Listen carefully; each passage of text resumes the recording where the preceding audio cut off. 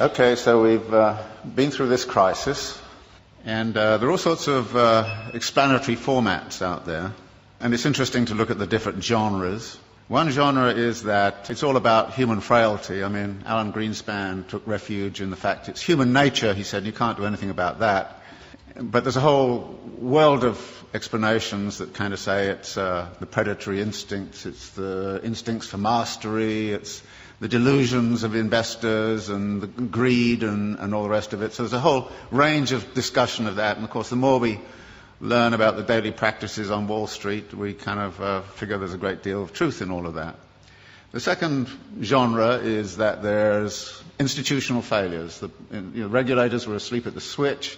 The shadow banking system innovated outside of their purview, etc., etc., etc., and therefore the institutions have to be reconfigured, and it has to be a global effort by the G20, something of that kind. So we look at the institutional level and say that has failed and that has to be reconfigured.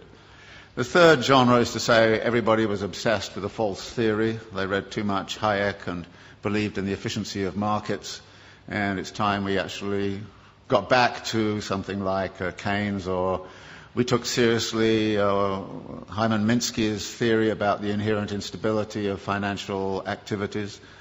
The next genre is that it has cultural origins. Now, we don't hear that much in the United States, but if you were in Germany and France, many people there would kind of say this is an Anglo-Saxon disease. And it's nothing to do with us. I happened to be in Brazil when it was going on, and Lula was kind of saying, well, first off he was saying, oh, thank God the United States has been disciplined by the equivalent of the IMF. We've been through it 8 times in the last 25 years, and now it's their turn. Fantastic, said Lula, and all the Latin Americans I knew, until it hit them, which it does.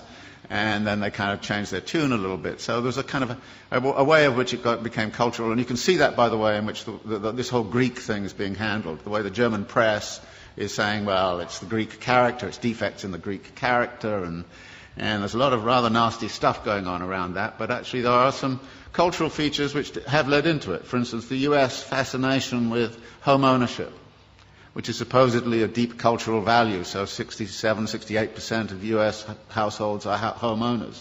It's only 22% in Switzerland. Of course, it's a cultural value in the United States. It's been supported by the mortgage interest tax deduction, which is a huge subsidy. It's been promoted since the 1930s. Very explicitly in the 1930s, it was built up because the theory was that debt-encumbered homeowners don't go on strike. And then there's a kind of notion that there's a failure of policy, and that policy has actually intervened. And there's a funny kind of alliance emerging between the Glenn Beck wing of Fox News and the World Bank, both of whom say the problem is too much regulation of the wrong sort. So there are all of these ways, and all of them have a certain truth. And skilled writers will take one or other of those perspectives and build a story and actually write a very plausible kind of story about this. And I thought to myself, well, what kind of plausible story can I write which is none of the above, which is one of the things I always think to myself. And it's not hard to do, particularly if you're coming from a Marxist perspective, because, there aren't many people who try to do this analysis from a Marxist perspective. And I was really clued into this by this thing that happened at the London School of Economics about a year and a half ago, when Her Majesty the Queen asked the economists, how come you guys didn't see this thing coming? I mean, she didn't say it exactly that way, but, it's just the sentiment. And they got very upset, and then she actually called the Governor of the Bank of England and said, how come you didn't see it coming? And then the British Academy put forward got all together all of these economists, and they came up with this fabulous letter to Her Majesty. And it was it was absolutely astonishing. It said, well, many dedicated people, intelligent, smart, spent their lives working on aspects of this thing very, very seriously, but the one thing we missed was systemic risk. And you say, what? And then it went on to talk about a politics of denial and all the rest of it. So I thought, well, systemic risk, I can translate it into the Marxian thing. You're talking about the internal contradictions of capital accumulation.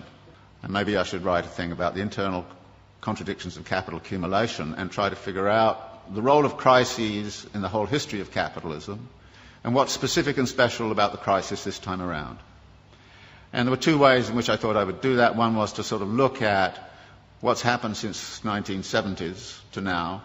And the thesis there is that in many ways the form of this current crisis is dictated very much by the way we came out of the last one. that the problem back in the 1970s was excessive power of labour in relationship to capital, that therefore the way out of the crisis last time was to discipline labour. And we know how that was done. It was done by offshoring, it was done by, Thatcher and Reagan, and it was done by neoliberal doctrine, it was done all kinds of different ways. But by 1985 or 86, the labour question had essentially been solved for capital. It had access to all of the world's labour supplies. Nobody in this particular instance has cited greedy unions as the root of the crisis.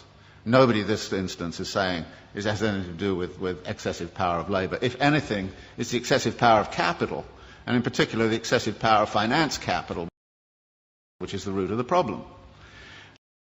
Now, how did that happen? Well, we've been, since the 1970s, in a phase of what we call wage repression, that wages have remained stagnant. The share of wages in national income right throughout the OECD countries has steadily fallen. It's even steadily fallen in China, of all places.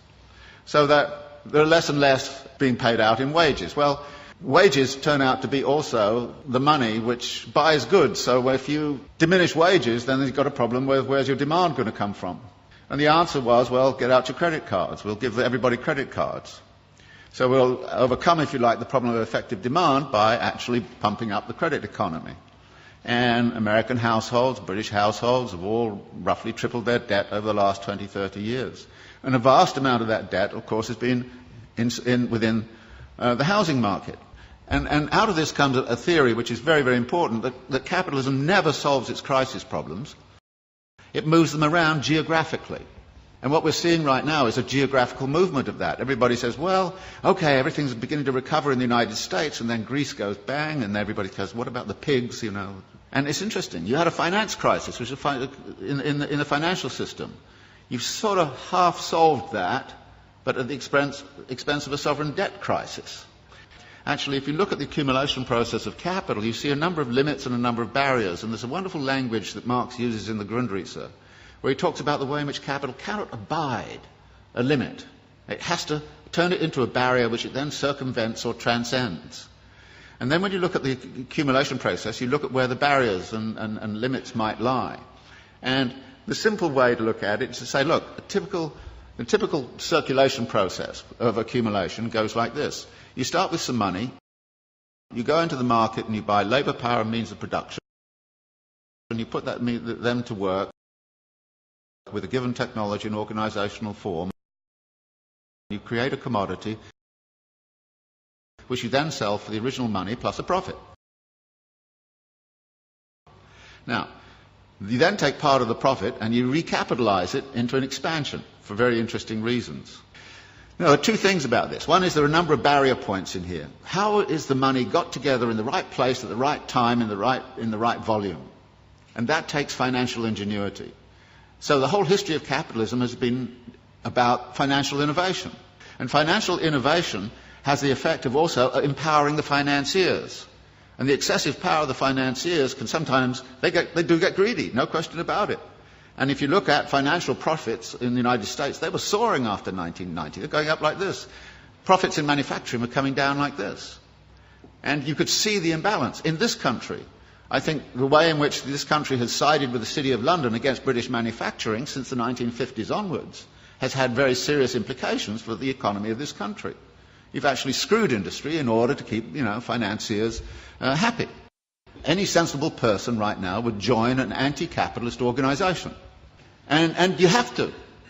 Because otherwise we're going to have the continuation. And notice it's a continuation of all sorts of negative aspects. For instance, the racking up of wealth. You would have thought the crisis would have stopped that. Actually, more billionaires emerged in India last year than ever. They doubled last year. The wealth of the rich, I just read something this morning, in this country has accelerated. Just last year, what happened was the leading hedge fund owners got personal remunerations of $3 billion each in 1 year. Now, I thought it was obscene and insane a few years ago when they got 250 million. But they're now hauling in 3 billion. Now, that's not a world I want to live in, and if you want to live in it, be my guest. I don't see us debating and discussing this. I don't have the solutions. I think I know what the nature of the problem is. And unless we're prepared to have a very broad-based discussion that gets away from, the normal kind of pablum you get in the political campaign, and, you know, everything's going to be okay here next year if you vote for me, you know, it's crap. You should know it's crap, and say it is. And we have a duty, it seems to me, those of us who are academics and seriously involved in the world, to actually change our mode of thinking.